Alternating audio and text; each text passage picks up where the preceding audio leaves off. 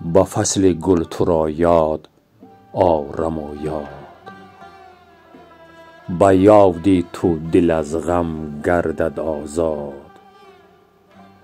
بچینم من گل تاج خروسک، که یادی تو برایم تاج سر باد. لب جوی و دو چشم نرگسی زار، خماری باشد و مشتاق دیدار.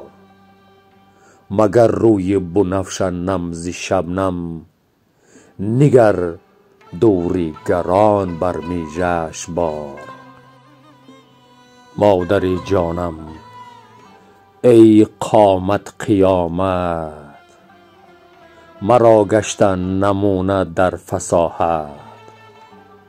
برفتی و دلم صد پاره کردی، نمی یابم شبیهت در جلالت.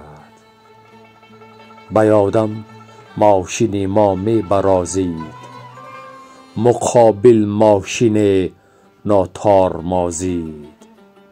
به هم خوردن ماشین ها چه دهشت، تو گوی ترکش آهن گدازید.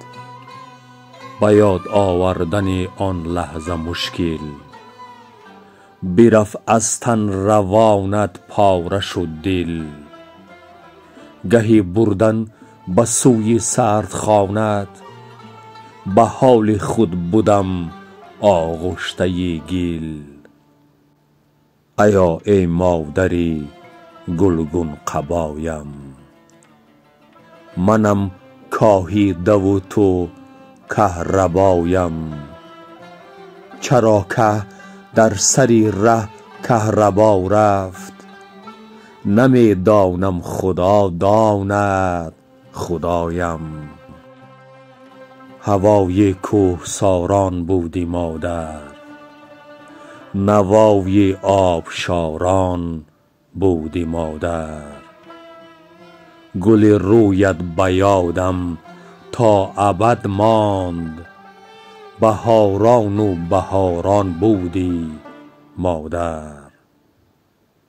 به یاد آرم گل رویت کجایی، مشامم پر ز خوشبویت کجایی. تو پایان زمستان رفته بودی، بهار آمد روم سویت کجایی. کنون من ماندم و یاد و تصور، قلم نای و دوات و لوحه نور. به تحریرت مداد از دیده گیرم، به پیش دیدگان می آورم حور. تنورت بشکفد از آتش گل، گلستانت شود مأوای بلبل. دو کلچه روی گلی سرخ و سفید است، دو دسته موی تو دو دسته سنبل. به تو بخشم نشیده مادر من، بجز مهنت ندیده مادر من. به سرسبزی رسیده طفلکانت، به پیری نارسیده مادر من. الا ای مادری مهنت قرینم، نپژمرده رخت ای مه جبینم. بیا خطی جبینم گشته خوانا، کتابم خوان که شادی تو بینم.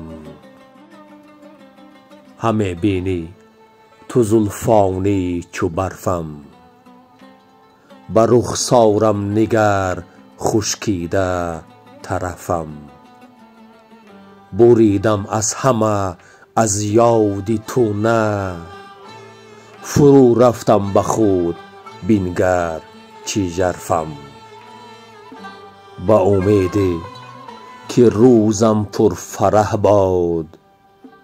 سپیده دم تو را یاد آرم و یاد، تو را نازم زی بوی ناز حلبو. غمی عالم دهم بر پنجه باد.